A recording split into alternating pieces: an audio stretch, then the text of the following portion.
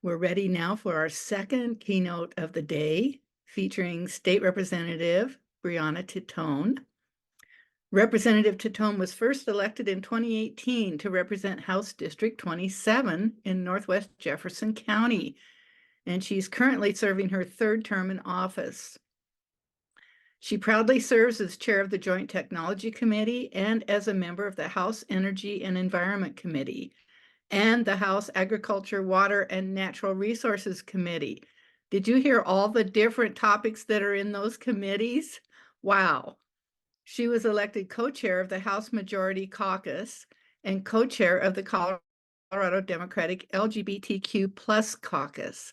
She's the first openly transgender legislator in the Colorado General Assembly and the first transgender person in the nation to earn a peer-elected leadership position.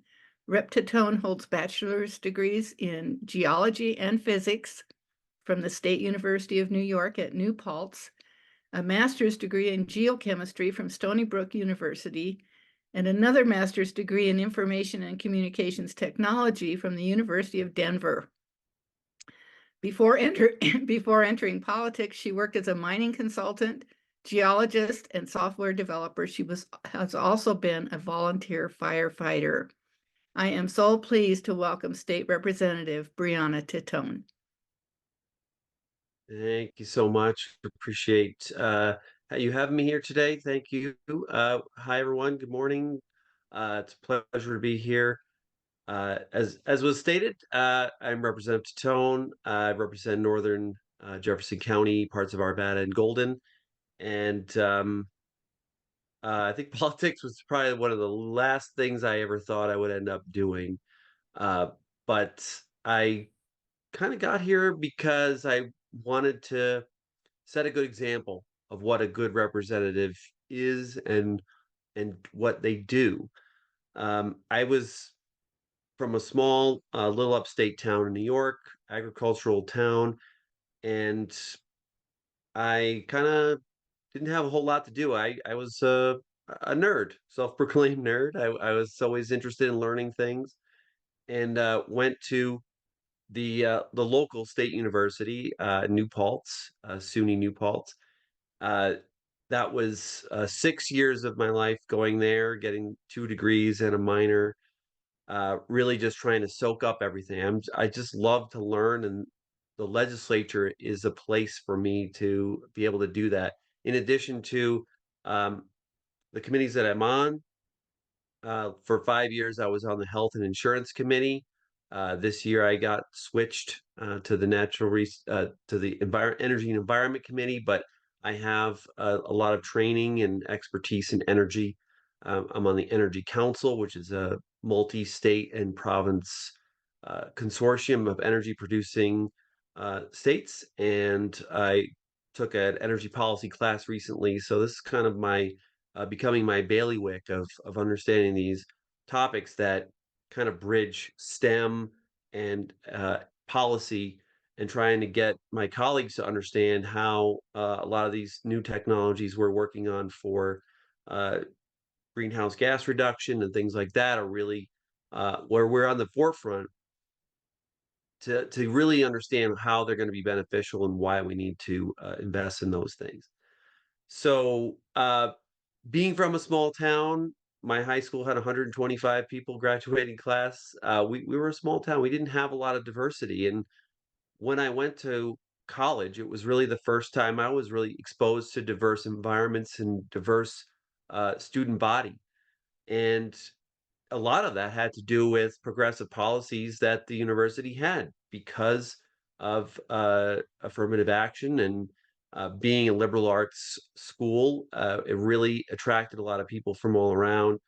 And as a state school, unlike a lot of ours, very affordable. So, because of all those reasons, the college I went to was a bit of a cultural center, and I got to really experience a lot of that outside the little bubble of my very small knit town.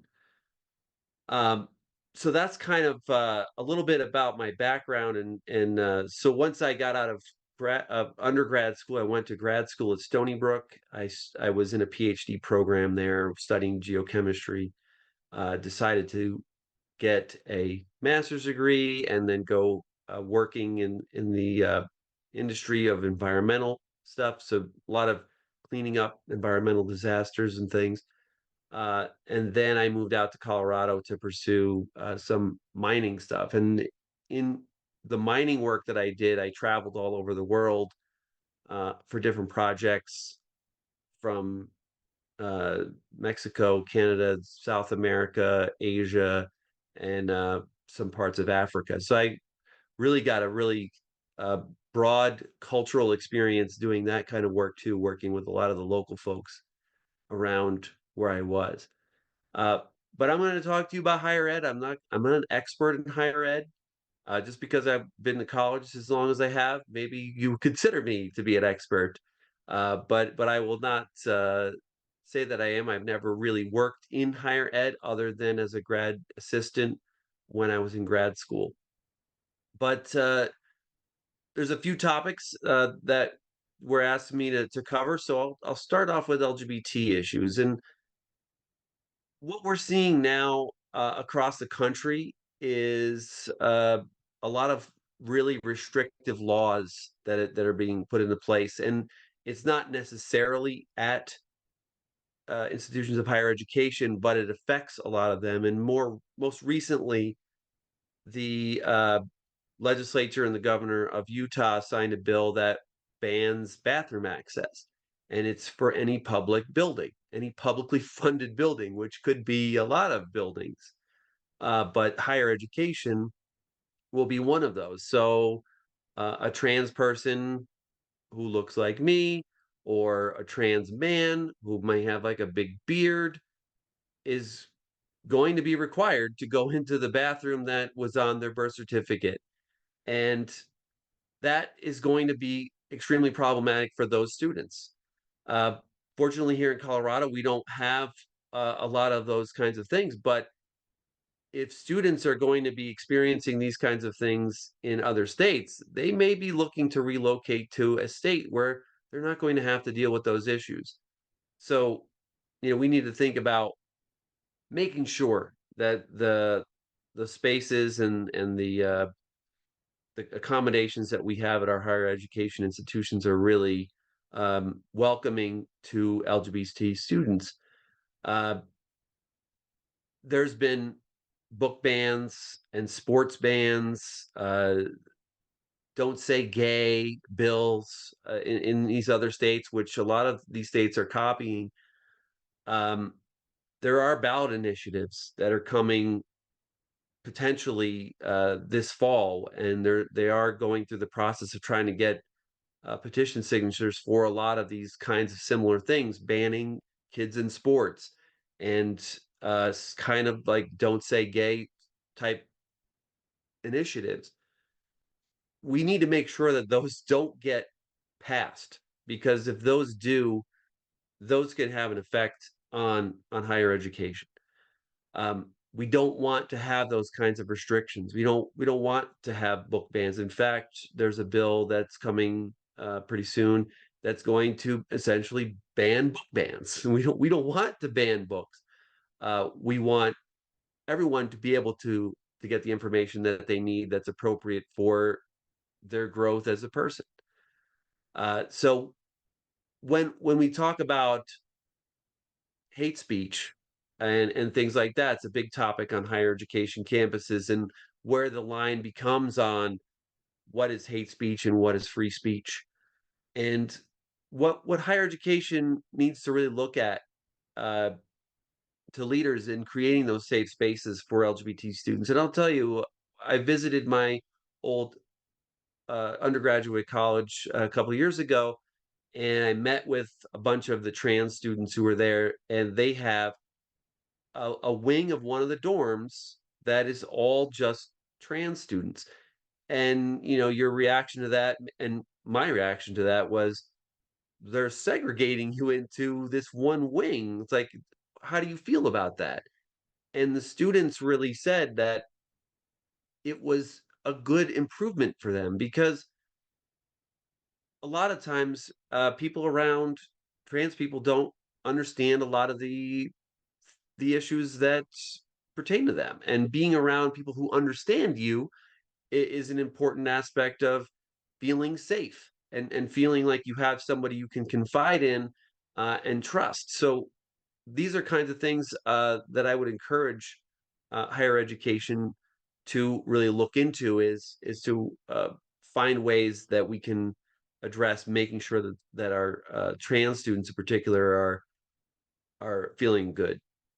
uh, as these kinds of hate speech rise and things, and students are feeling uncomfortable, we need to respond and educate and accommodate to make sure that we aren't forcing LGBT students out of higher education. And I believe that a lot of these other states are going to have a lot of these LGBT students, as well as students of diverse ethnicities and backgrounds, of leaving those schools as well.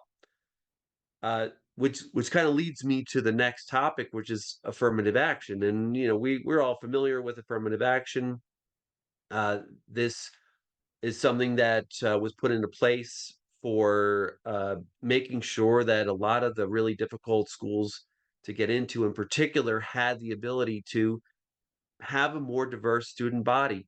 And that's an important aspect of why we go to school. It was an important aspect for me uh, to see people different from me in a place where I live, and that makes me a better person to be able to empathize with people who are not like me. But with the end of affirmative action, it was the Students for Fair Admissions versus Harvard. That essentially ended affirmative action programs. So, how will we ensure that universities remain diverse places of learning? Uh, we have to really think about outside the box to go around the actual decision. And I've heard some reports and some leaders in different schools trying to figure out, when the application process, how people should actually apply, and how they should word their letters, because those letters uh, of intent to come to a school is a really important part of that person telling their story.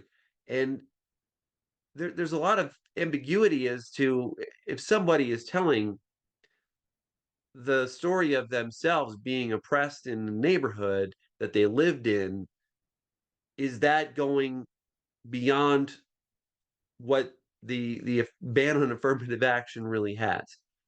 So I think that because this is a developing area with this new Supreme Court decision, there's going to be a lot of discussion with diverse groups, and trying to understand ways that we can keep those diverse groups of students in the classrooms and give them the opportunities that they need to get, and not go against what the decision really said. Um, there's still a lot of disparities that hold back students in preparing for college. So getting the students who have benefited from affirmative action, you know, we need to look through other means that we could find out. And I think that we will be able to figure that out. And I don't think it's any real coincidence that with the SCOTUS decision that stopped affirmative action, we have seen many, many states trying to stop diversity, equity, inclusion training. I don't think that's a coincidence at all, and that is also uh, a worrisome aspect of what we need to do to make sure that if we can't teach diversity, equity, inclusion, and we are excluding people from these places of higher education, how can we reconcile people's growth in understanding that the world is a diverse place full of diverse people, and what privilege actually means, and all of the things that DEI training really shows. Um, so I think that these are discussions that really deserve some attention moving forward. The other topic, it kind of all ties together, is student debt. And there's been some efforts with President Biden trying to erase student debt, and been a bit of a controversy around, you know, I paid for my school, and why should people get their debt wiped away? It's not fair. Um, but there was a mentality, and I'm sure that many of you on the call had. It was you have to go to college. That was the thing that everybody said to do, and having the mentality that you have to go to college, there's a lot of interest in a lot of different areas, and these are great majors that exist, and we want people to do what they love. That's a really important aspect. And my parents told me, they said, do whatever you want, do study whatever you want, work doing whatever you want as long as you can support yourself.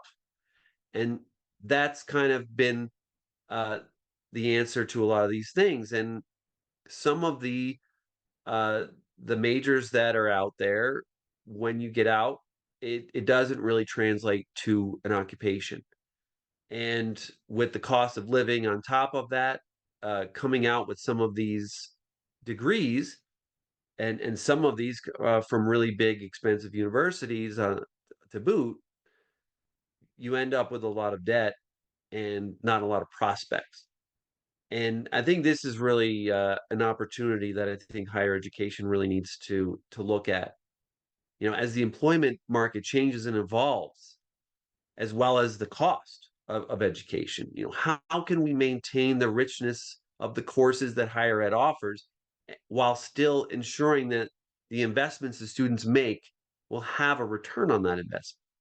So I think that's the $64,000 question, or with inflation, the uh, $200,000 question.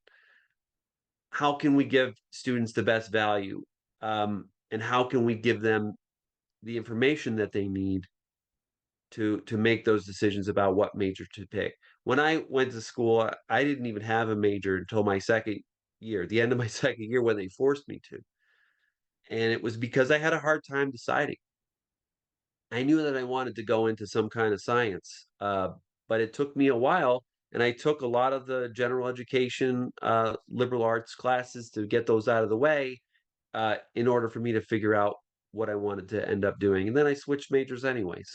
And then I got 2 degrees anyway. But not everybody has those opportunities to commute to school like I did, which saved me a lot of money. Um, we have to really find ways of keeping the richness of the study areas that higher education offers, but we need to balance the changing employment market and clearly inform the students about what that major could yield in terms of a job prospect. Higher education is not what we went to school with. It's not the same. And we need to adapt and evolve what that looks like. And some things that could go into that, micro credentials are a big topic these days, especially in IT and cybersecurity. So, is it possible to get a liberal arts major that we want to keep, and then pair it with something that somebody has a more opportunity to do with another job, so they don't end up uh, finding a job where their education really doesn't have that asset quality that it would for some of the really in demand types of jobs. As we see more of the um, automation, as we see more AI being used, um, the focus is really coming to more in the STEM area of the majors. But we don't want to lose all of the richness of those other subjects that we have. So, higher education is not for everyone as well. We have to understand that. Um, there's a lot of tech jobs that don't require a a degree, but still, higher education can be places to find those affordable learning opportunities that will work for folks who may need a certificate all the way up to a PhD. So, uh, I think that we need to get out of the mindset of what college and universities have been and what they need to be and where they need to go and adapt to this very rapidly changing thing that even the legislature is trying very hard to keep up with in terms of AI regulation and how that impacts the kinds of things that you do in the universities. So these are just a few of my thoughts on higher education. As I said, not an expert, but happy to take any questions anybody may have for me on the topic.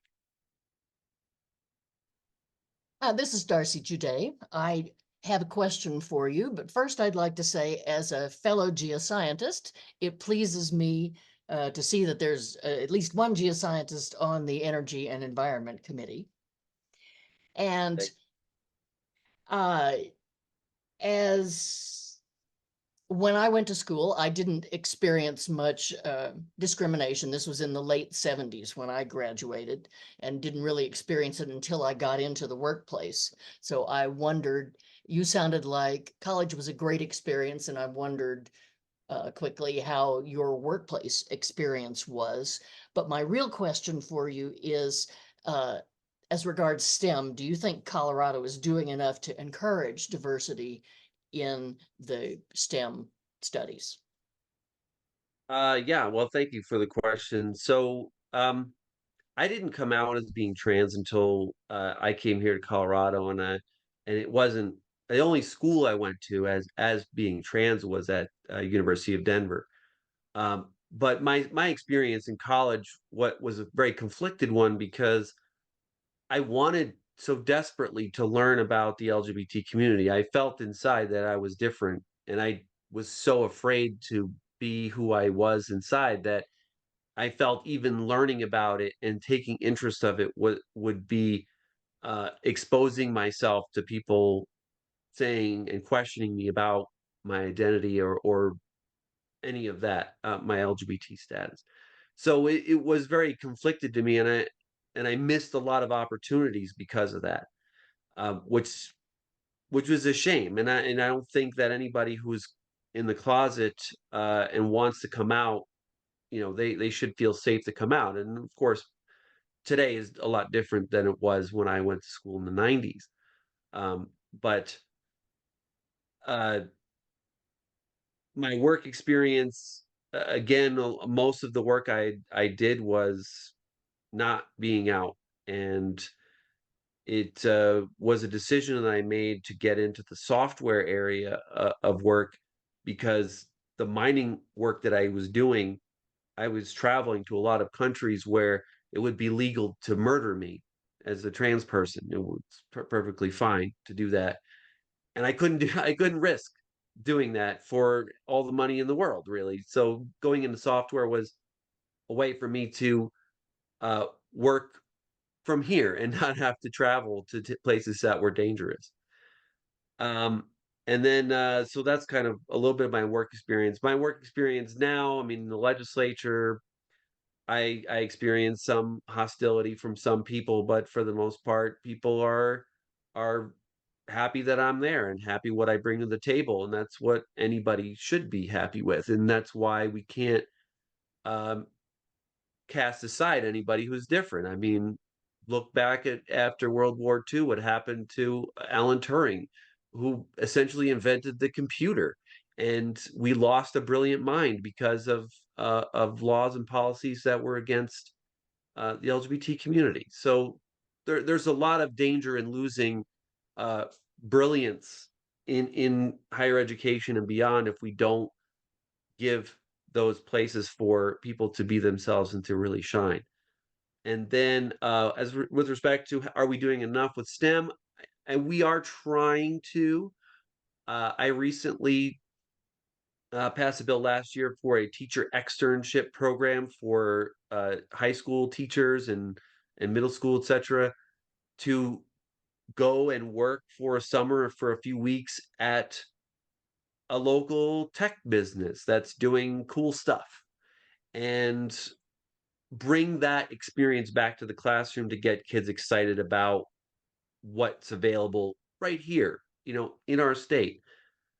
We have internship programs. We have we have a lot of programs. Jeffco has Warren Tech to help kids get, because although we're talking higher ed, it has to start with the students from an early age to get the interest in STEM, and also diversity in STEM. And that's I think really comes down to a lot of the historic discrimination that's happened, that it's just those higher education jobs, the jobs that require the higher education that people need, was not available to so many people. And then when you don't see yourself in those positions, it's hard for a lot of students to feel like they can. But we are starting to see it.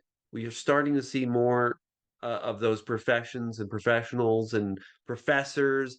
But even in higher ed, there's a very difficult issue with uh, LGBT professors and trans professors and trans teachers, and we still haven't quite figured out that this isn't a contest, that there's a space for everybody, and everybody needs to be able to do the things that they're good at and inspire the others who are around them.